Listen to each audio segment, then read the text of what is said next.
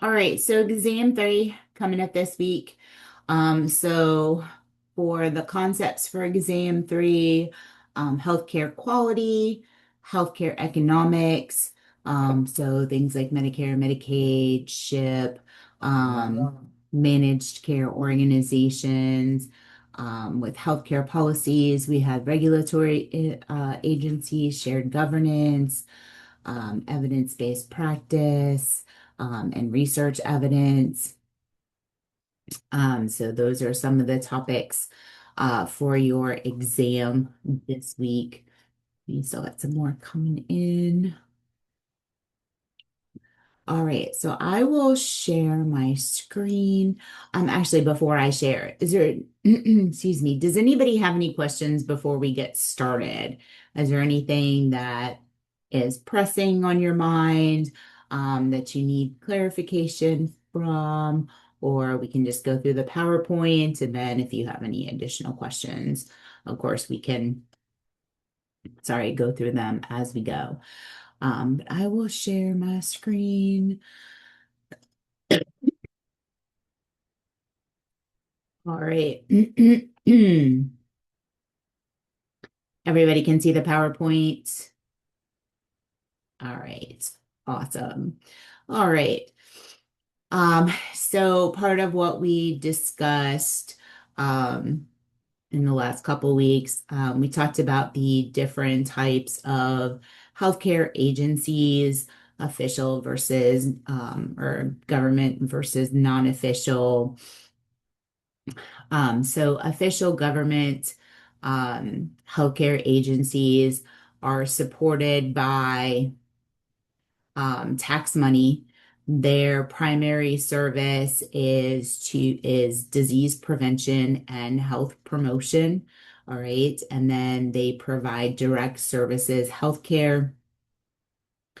They are accountable to the taxpayers, as well as the government.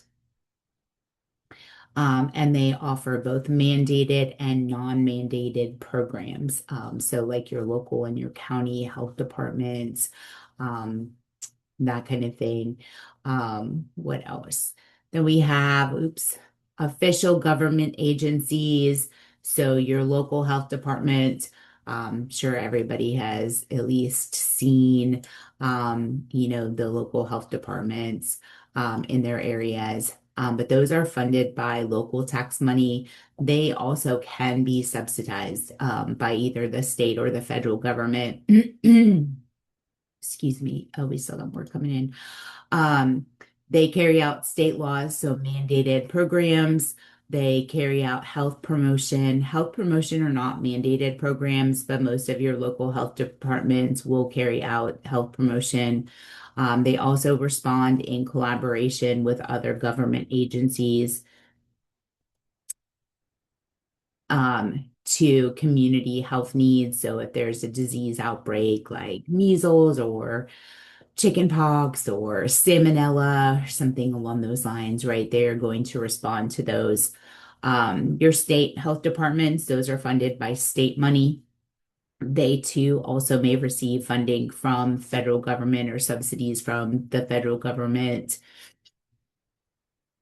And then at your national level, right, we have the U.S. Department of Health and Human Services. It is federally funded by our federal taxes, and the head of the agency is appointed by the President of the United States. I can't even say it, your federal regulatory agencies, Department of Health and Human Services. Under that, we have the Department of, or the Centers for Medicare and Medicaid Services, which a lot of people have heard of the Centers for Medicare and Medicaid Services for a variety of different reasons. But this is value-based purchasing, which links incentive payments to hospital quality.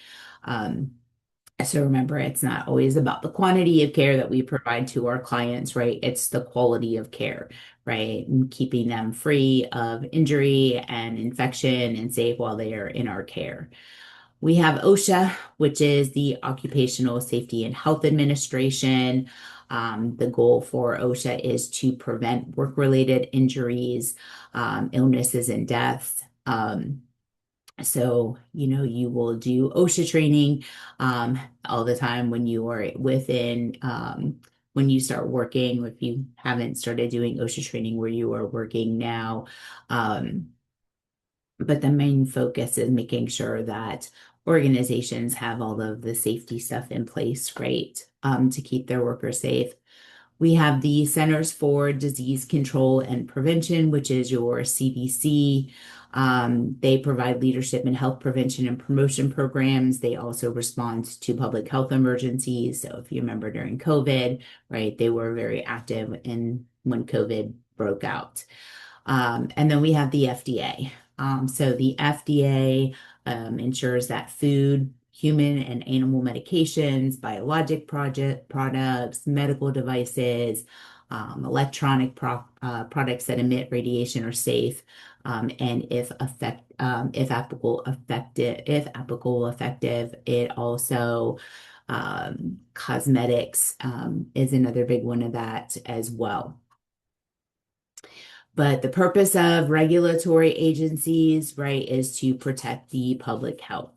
They also, their organizational services must meet minimum established safety standards, right? That's where OSHA comes into play.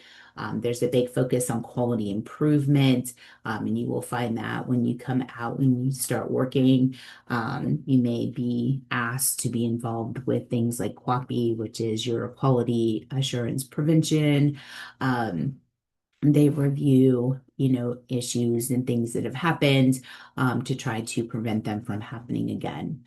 Accreditation is not always mandatory, so Joint Commission. So accreditation agencies like the Joint Commission or even DNV, there's other ones out there. They are not mandatory. It's more like a gold star, right, for that organization to have accreditation.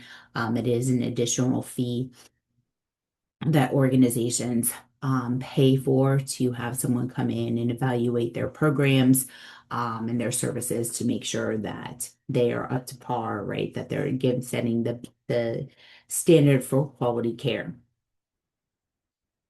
Your agency, private healthcare agencies, these services, right, must be paid for. Um, they are accountable to their owners. So I don't know if there's some still private healthcare agencies out there. Programs are determined by the goals of the organization. So, whatever they, determine that they want to accomplish, that is how those are sent. That is how those are determined. Their primary service is to cure disease and illness. They also may provide some wellness as well as some disease prevention services.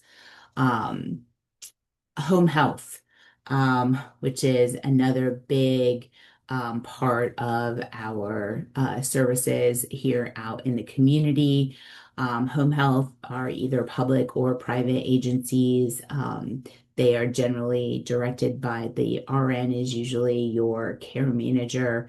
And then this nursing services are provided by the LPN, depending on what those nursing services are. But in order for someone to qualify for home health care, they must be considered homebound. Um, so they have to have a need in order to receive that care at home, and they also may have a skilled need. So skilled services that we may see in home health would be skilled nursing. So maybe they have wound care, or they have, an IV or oxygen. They also may receive physical therapy, occupational therapy, speech therapy, respiratory therapy, um, social services. Trying to think of what else. Or yeah, social services. They also may, need nutritional services, in additional for like nutritional therapists. So again, that skilled nursing is a medically necessary care to improve health or maintain or slow decompensation. So after a major surgery, Some people may qualify for home health, IV medications, a severe infection, or other health issues. So, just as an example, a few years ago, I developed osteomyelitis and I had to have a PICC line and IV antibiotics. And so I qualified for home health. I was able to administer my own antibiotics because they showed me, they gave me a pump and all that good stuff. But the home health nurse would come out once a week. She would, draw my blood for my testing, and then she would change my PICC line dressing, right, just to make sure everything was good, do a little mini assessment, right? So, and then post-stroke care. So that would involve getting your, PTOT, speech therapy in the home, to help them, to get back to their, as close to their previous level of functioning as possible. Hospice and palliative care. So, hospice, the goal is to maintain comfort as death approaches, right? So, one of the big premises with hospice care is death with dignity. Um, and hospice can be provided anywhere. It can be provided at home, it could be provided in the hospital, in a long-term care setting. It also can be provided. Some hospice agencies actually have hospice homes, right? If the person chooses that they, or they decide that they don't want to die at home, right? There is that option for the hospice home. But generally speaking, in order to qualify for hospice, they have to have a terminal diagnosis, generally less than 6 months, 6 months or less to live. Now, that doesn't mean that they have to pass away in 6 months, right? I've, had hospice patients that have been on hospice for a couple of years. It just means that they have to have that terminal diagnosis. Palliative care is to maintain comfort at any stage in the disease process. So a lot of times we'll initiate palliative care at the onset of treatment, but we can access this at any stage of the illness, whether they are terminal or not. Okay, so for palliative care, they do not need to be terminal. And they can still continue to get life-saving measures. So, for example, if we have a cancer patient who is on chemo, we can institute palliative care to assist with, some of the symptoms that they're experiencing. So, I actually have a client now who has stage 4 stomach cancer. She's still receiving chemo. Um, and we're providing services for PTOT and nutrition. So she had loss of appetite, which prevented her from eating. So she got really weak. So she has a peg tube now. So she gets supplemental feedings through her peg tube, and she's getting PT and OT, right, in order to help build up her strength. Okay, so palliative care, again, it can start at any stage in the disease process, and it's just there to maintain comfort for those clients.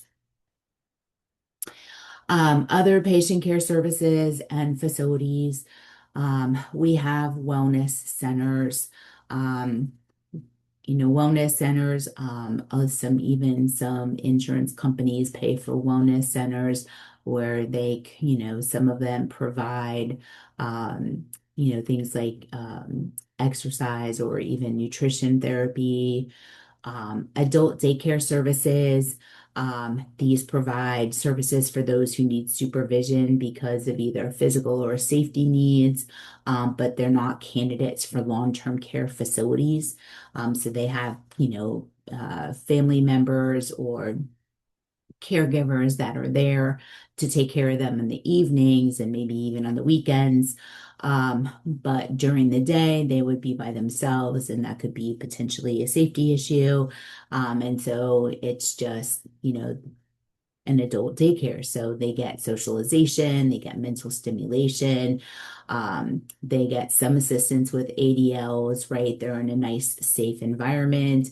And some of the adult daycare centers actually are really cool. They even have like providers and stuff that they can see while they're there.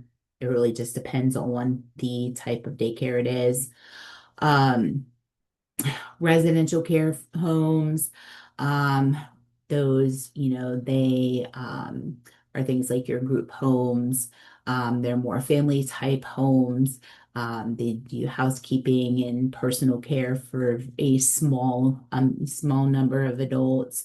Assistance with ADLs, medications, meals, transportation. Those are usually part of it. Then we have assisted living. Assisted livings are homes with services. Um, There's a huge emphasis on privacy as well as choice. So living quarters, it's like a little apartment basically, that are all handicapped accessible. They have small kitchens and bathrooms, bedrooms, and maybe even a sitting room. They do get help with daily routine. However, they don't get 24-hour basic care. So like they may get some help with bathing and dressing and stuff and, daily activities, but generally speaking, there's not care available 24 hours. And then long-term care. Long-term care is, how do I, they provide basically 24-hour care for those with disabilities or even chronic care needs. So generally, they'll have a chronic disease, disability. And so the goals for long-term care is to focus on promoting independence, maintaining function, while still supporting autonomy. Um, let's see. Um, and then we have our health insurance, or how do we pay for healthcare? So Medicare is a big one. Um, your Medicare is a federally sponsored entitlement program and public health insurance plan. Um, Coverage is specific to, or coverage is given to those, over the age of 65, who have paid into Medicare for at least 10 years. So they have at least a 10-year record in Medicare covered employment. Um, Coverage is also given to younger persons with disabilities in certain cases, as well as patients with end-stage renal disease. No person can be based or can be denied coverage based on past medical history. So we pay into Medicare, right? With every paycheck, you pay your Medicare taxes. And so that when you turn 65, as long as you've paid into it for 10 years, you are eligible for Medicare regardless of your past medical history. There are different parts to Medicare. Um, and so Medicare Part A, that is your hospital insurance. It covers inpatient stays, um, like, your meals, your meds, supplies, all of that stuff while you were even in the ICU. It covers care for skilled care nursing facilities. So let's say you had to have a hip replaced, a knee replaced, or, something else along those post-stroke. Medicare Part A will cover it'll cover your skilled nursing facility. It also covers hospice, um, and then some home health care. So not all of it, but it will pay for some. Medicare Part B is referred to as your medical insurance. And so it covers your doctor's offices. So you go to your doctor's office visit, it will cover your, healthcare provider visits, outpatient health services, including your emergency room visits, mental health services. It covers your medical supplies, ambulance transportation, any preventative services, DME, kidney supplies, some of your diabetic supplies. Um, oops, so sorry.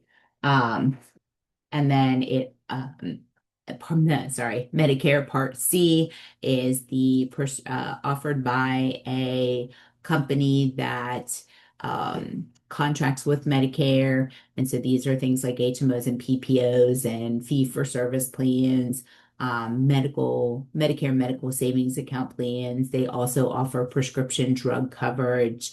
And then Medicare Part D is your prescription drug coverage.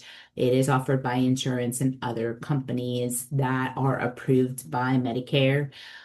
So the also will have additional out-of-pocket costs for Medicare beneficiaries, the supplemental services. So again, that's your Medicap. Medigap assists to cover the co-payments, the deductibles, the co-insurance. So it's like, if you have Medicare and you have your co-payments and your deductibles and things like that, then you can get the Medigap, and that may help to, cover some of those things. There is an outpatient, there is an additional fee for a lot of those programs.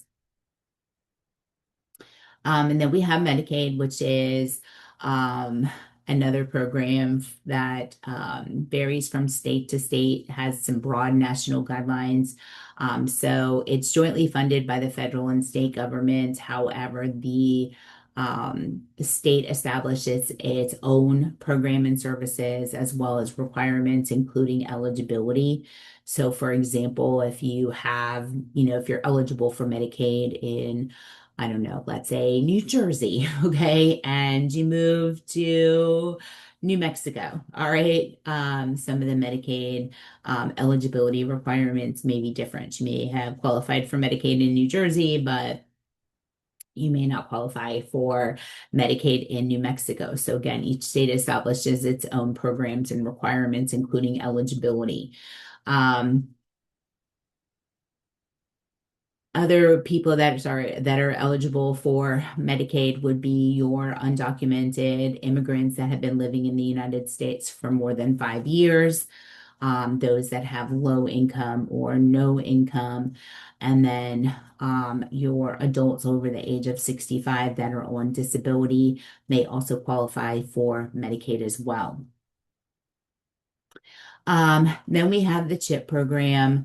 The CHIP is your children's health insurance program. It is a program that falls under Medicaid, and it offers free or low cost health insurance for children up to age 19. It also covers preventative care as well as regular checkups. Which brings us to our uninsured.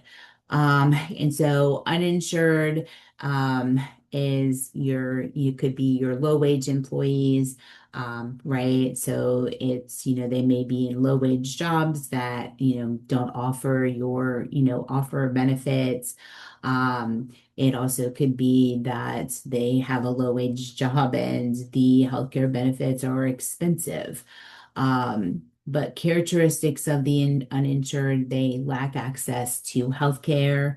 They often will use the emergency department, more of a primary care, um, because they don't have access to primary care, so they're not getting those preventative care, which leads them to seek treatment in the later stages of disease.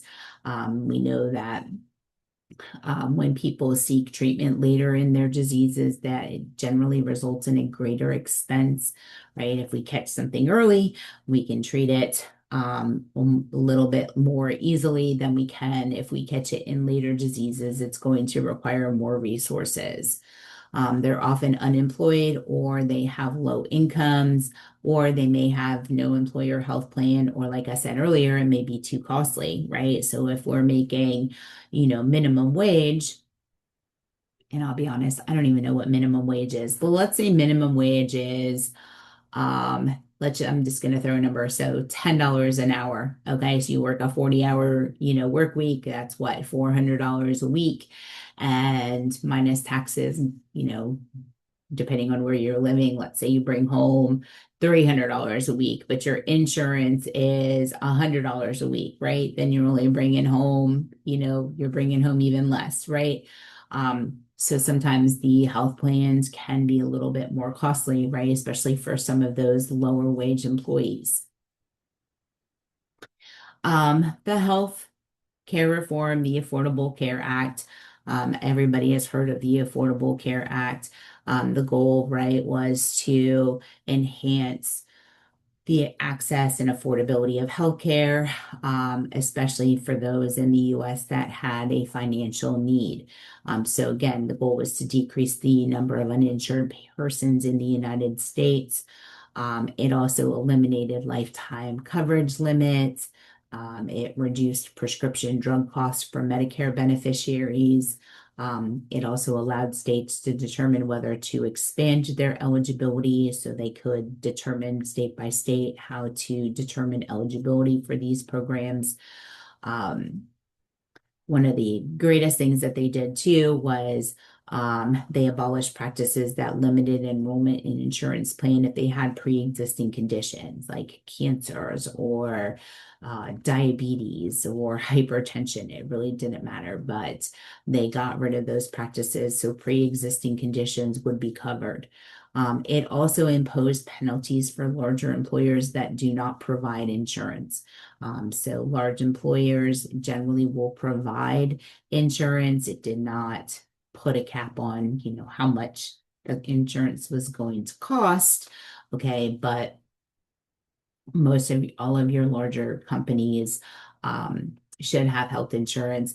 It also provided some incentives for smaller companies to offer insurance as well. Medicare, or I'm sorry, managed care organizations or your MCO, managed care organizations. These are healthcare providers, and insurance companies that share the financial responsibility for improving the quality of healthcare, right? So patients pay a monthly premium for health insurance. They are able to choose from several different plans under the managed care system and things like your PPOs or your HMOs.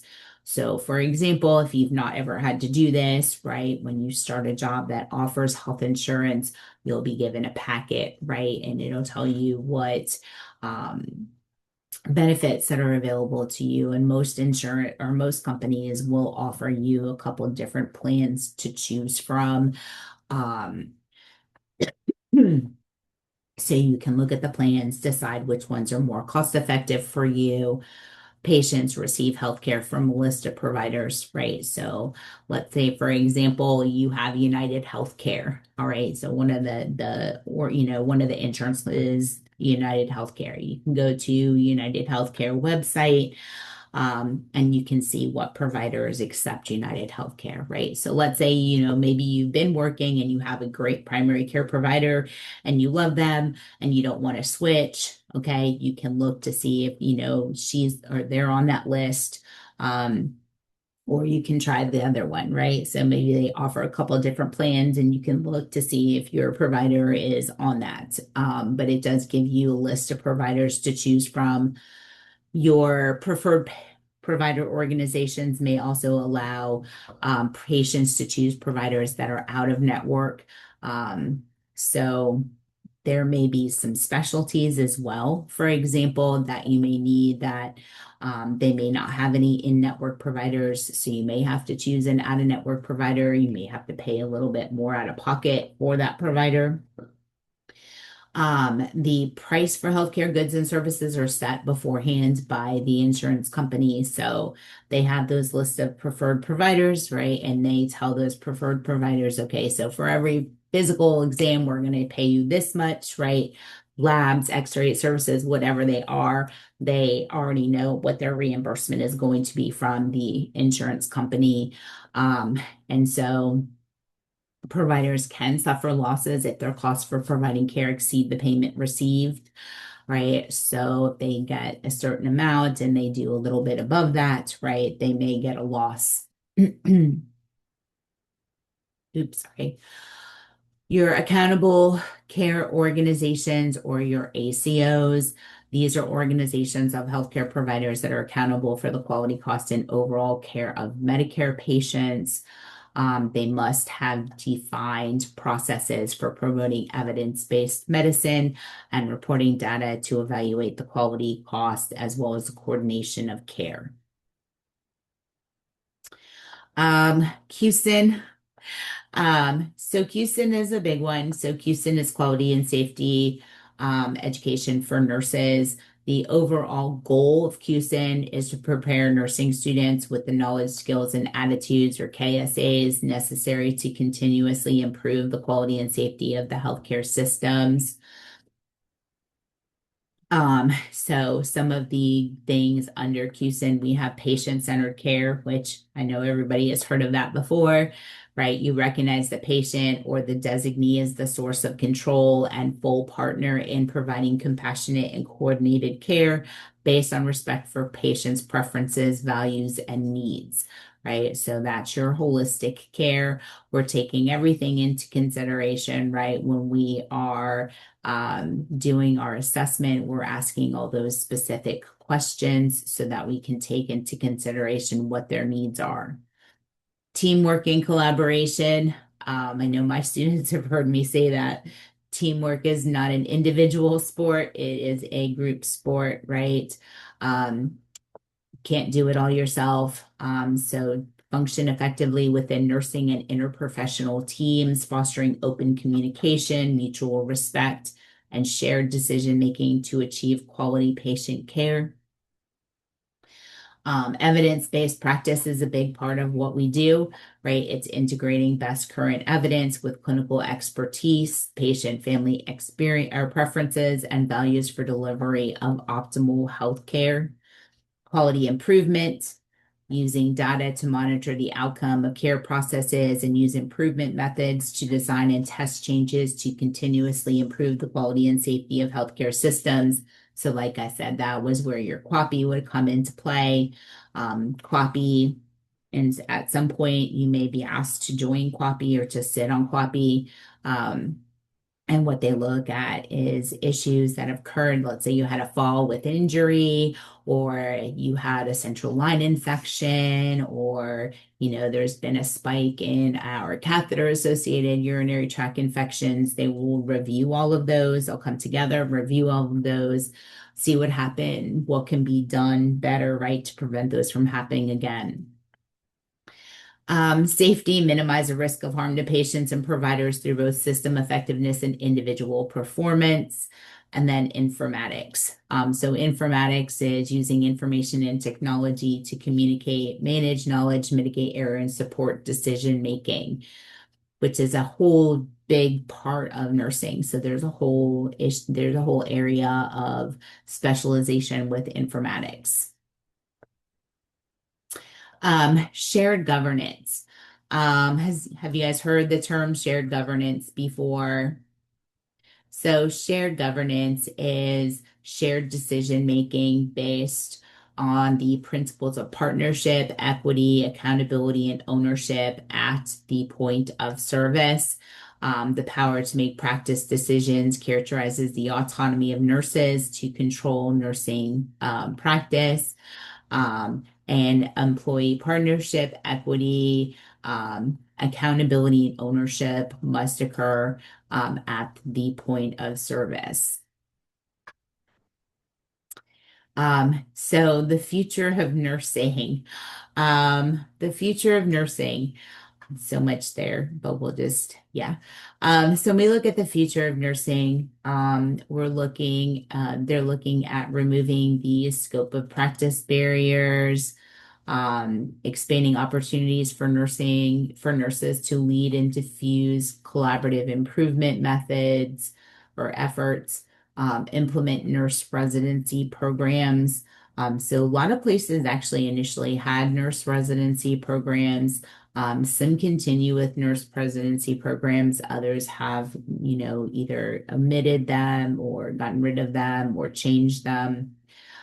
Increase the proportion of nurses with bachelor's degrees in nursing to 80% by 2020. So there was a big, huge push for all nurses to obtain their bachelor's degrees. And this was a big part of, oh my gosh, you just forgot what the term is. Oh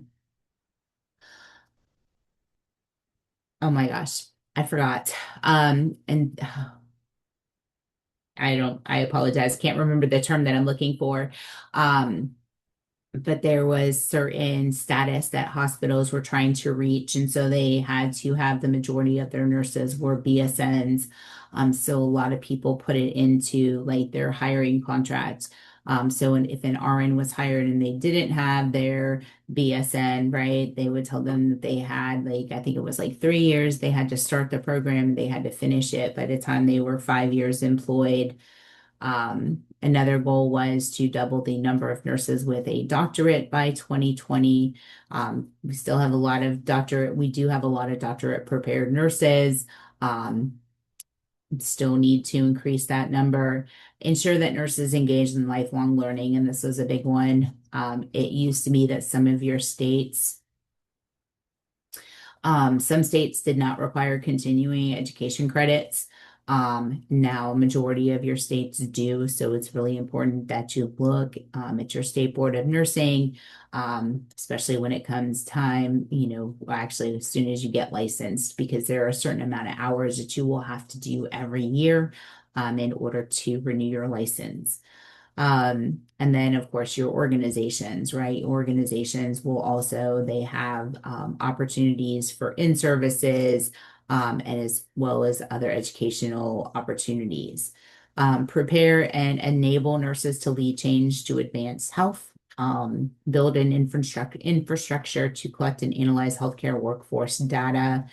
Um, and then quality is the degree in which health services for individuals and populations increase the likelihood of desired health outcomes and are consistent with current professional knowledge. The nursing actions for quality improvement. It's the Ames Institute of Medicine. There are 6 guiding arms that are referred to by the acronym STEEP, STEEEP. So S is safe, avoid injuries to clients from the care that is intended to help them, right? So medication errors, falls with injuries, pressure areas, other, infections. Timely is T, reduce waits and sometimes harmful delays for both those who receive care and those who give care. The first E is effective, provide services based on scientific knowledge to all who could benefit and refrain from providing services to those not likely to benefit. The second E is efficient, avoid waste of equipment, supplies, ideas, and energy. So one of the big things with efficiency, right, when we look at waste of equipment, only bring, for example, only bring what you need into your client's room. You don't need to bring a whole lot of extra, because once you bring something into that client's room, it's theirs, right? You can't use it on somebody else. The third E is equitable, provide care that does not vary in quality because of personal characteristics such as gender, ethnicity, and socioeconomic status. And then the P is your patient-centered. Provide care that is respectful and responsive to individual client preferences, needs, as well as values. So how best evidence for practice guidelines is determined. So this is your research, right? This is how we determine, why we do the things that we do. So we, come up with a question.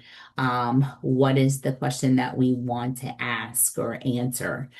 So the clinical question being investigated is formulated as in an objective, concise manner. So, why do we put why are Foley catheters inserted, sterilely versus, just clean technique?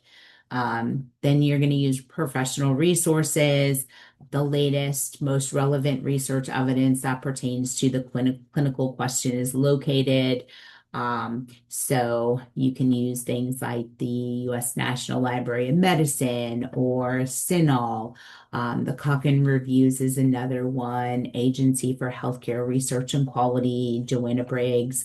All of those are really good references to help you find what you're looking for. And then once you've got all of the research evidence, then an expert or panel of experts will conduct a systematic review, which is basically you're going to take all those studies that you looked at to, answer your question, and everybody is going to look through them, and they are going to get a summary, complete a summary of all of the selected studies. From there, they're going to determine the guidelines, which are going to be those specific practice recommendations that result from the systematic review of the studies. And then using critical thinking skills, the evidence is combined with clinical experience as well as the client's preferences and values for use in a specific clinical situation. So we look at types of evidence. So there's a variety of different, ways that we can gather evidence. There's in vitro or test tube research where we can take cells and start research. There's animal research. There's ideas, there's editorials, there's opinions, there's case reports, there's case studies, case control studies, cohort studies, randomized control, double-blind studies, and then there's systematic review and meta-analysis. So a variety of different ways that we can gather our evidence. So quantitative and qualitative research studies are some of the ways that we, conduct research in nursing. So quantitative research study is objective, all right? And so we're going to use a variable, and a variable is the event that the researcher is trying to measure. There's two types of variable. One variable is the group receiving the intervention. The other variable is the group that does not receive the intervention. So for example, all right, if we're doing a research study on blood pressure medication, okay, and we'll take a group of people, we'll divide them up into two different groups. One group is going to get the blood pressure medication that we're trying to study, and the other group may get a placebo. Okay. And so one of the the recommended type of quantitative research is a randomized control, a randomized control trial. Your qualitative research is subjective. Excuse me, let me turn my light on. It got really dark all of a sudden. Your qualitative research study is a subjective study. So data is gathered by interviews, and study is a narrative description of the lived experience of individuals, right? So for example, a client that's living with chronic pain. Phenomenology is an occurrence or circumstance that a research study. So example, a case study examining the lived experiences of high school students who are both gifted and diagnosed with attention deficit disorder. So again, your quantitative is objective. All right, we use variables, whereas your qualitative studies are subjective, right? We're hearing their story, their lived experience. So finding solutions to questions. And so, first part of this, how do we develop that best evidence? So the first thing we need to do is develop an answerable question. And so PICO questions are generally how we establish, the question. So PICO, P is population. So what population are we focusing on? I is your intervention. So what is it that you are looking to fix? Comparison, outcome. T is for time. So usually it's within a specific time frame. And then you're going to take your PICO question and then you are going to, try to answer your question. And so, like I said earlier, you can use CINAHL, you can use Joanna Briggs, you can use AHRQ. Some cases you can even use the CDC. but you really want to focus on those .orgs, those .edu sites. And then those research articles that you find, now you have to evaluate all the evidence that you just found, apply the evidence to whatever your practice situation is, and then evaluate the outcomes. Sorry. So again, here we go. P is for population. So define who or what the question is about. Intervention is describe the intervention, test, or exposure that you're interested in. Comparison intervention. So what's your alternative? So if your first intervention doesn't work, what's your alternative intervention? Your outcomes, define the important outcomes, whether they are beneficial or harmful. And then time is over what period of time do you want this to happen? So PDSA, all right. So P is plan, right? Define the aim, questions, predictions, plan your data questions to answer the questions. Do is try out the change idea and collect your data. Study is your analyzing the data, comparing it to your predictions, and then act. Plan the next cycle. Can you implement the change? So this is all part of the implementation of that evidence-based practice. Health policy. So health policy refers to a health concern or issue, and are meant to address a public policy goal. So policy is result from public decision-making process that directs the action or inaction of governments.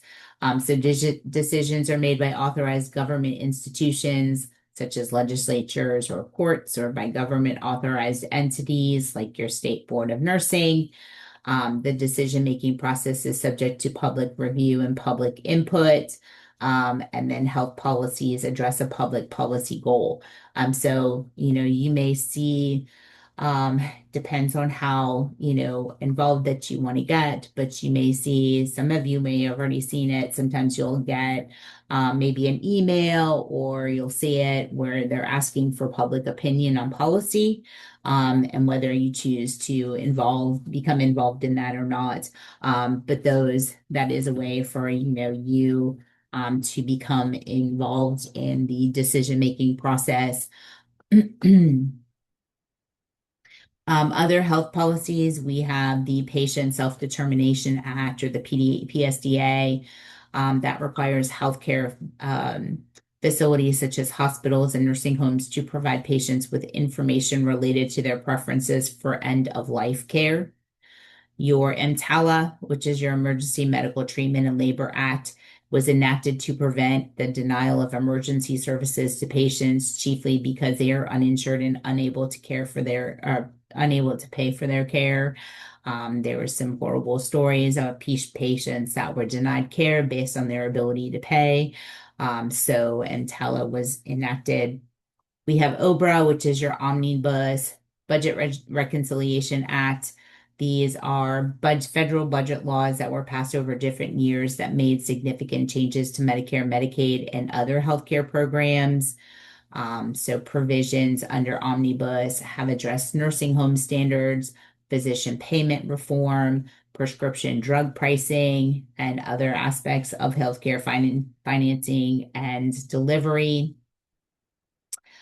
Program reform implemented major change to government healthcare programs. Cost containment is always going to be an issue, but it was measures to control healthcare spending, and then access expansion, extended coverage to additional populations and services. Anderson's policymaking model, right? Your agenda setting, your policy formulation, policy adoption, implementation, and then evaluation. Sounds a lot like the nursing process, right? If you ask me.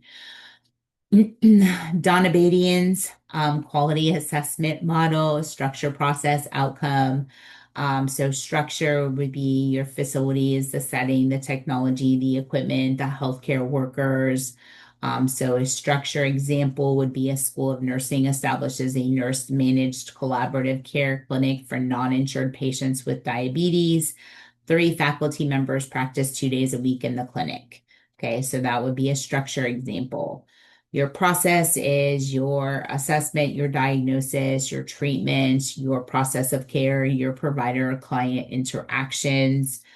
So the example there would be the RN case manager assists patients to find free or low-cost medications to manage their diabetes. And then outcome would be your clinical outcomes, functional status, patient experience, and cost of care.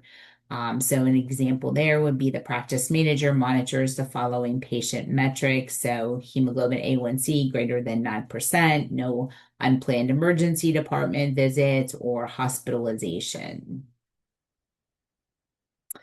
Your National Quality Forum is a not-for-profit membership-based organization focused on meaningful quality measurement. It is instrumental in managing or advancing efforts to improve quality through performance measurement and public reporting. The central repository for healthcare measures that are considered scientifically sound have been standardized for use across facilities and settings and are relevant to improving quality of care. Oops. We have our professional development. So professional development is a personal plan for you, how you want to progress within your within your profession. So for example, once you get your LPN, what is your goal? Is your goal to stay an LPN? Or do you want to go on to get your RN? In some cases, you may not even have made that decision yet. You may want to see how it goes. It's a self-assessment of yourself. And some of those key areas like communication and patient care, assessment, really looking at maybe even your clinical skills. But what do you need to work on? What are your strengths, your weaknesses? And then your goals with action steps on achievement. So let's say you do want to go back and get your RN. How are you going to get there? Identify any resources that you may need along the way. And then continued renewal adjustment. A lot of organizations, require professional development plans to be submitted and updated on a yearly basis. And then continued competence. Excuse me. I'm going to try not to. So it's not mandatory to keep your job, all right, but it is an asset to patient safety and outcomes. So always, maintain currency with practice. Always look for things that you can or things that are changing, right, that we can improve upon. Read widely and critically. Professionally accountable nurses keep abreast of their practice by reading journals relating to their practice. So a lot of hospitals have these nursing journals even in a library. You can gain access through, the online library. You can join a professional organization related to your specialty. So for example, if you wanted to join one of the professional organizations, they can get a little pricey. So, don't want to go out and join about, all of them. Okay. You might want to, really look at, to see which will be more beneficial for you. Participate in evidence-based projects and nursing research.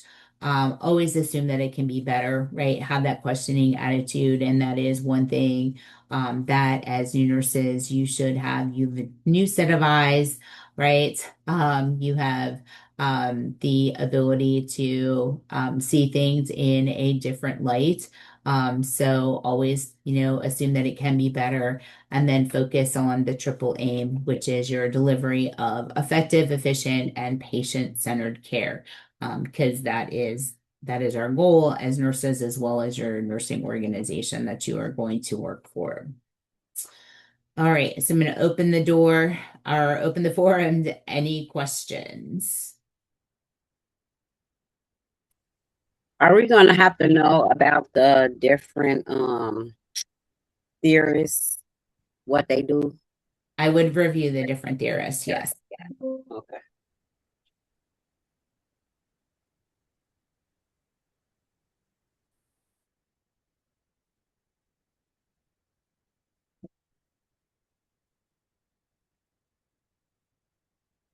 Are we gonna have to know about like the different levels, like for the RN, the LPN, the BSN, the doctors and stuff like that? I mean, just I would just review it, but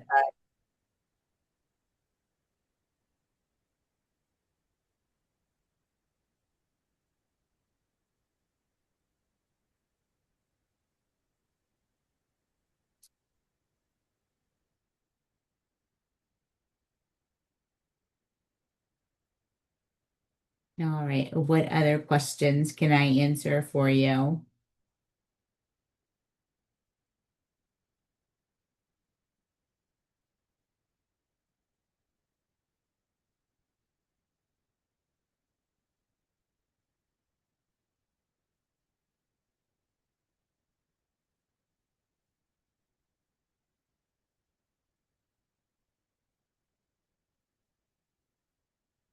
No? I have one actually. Okay.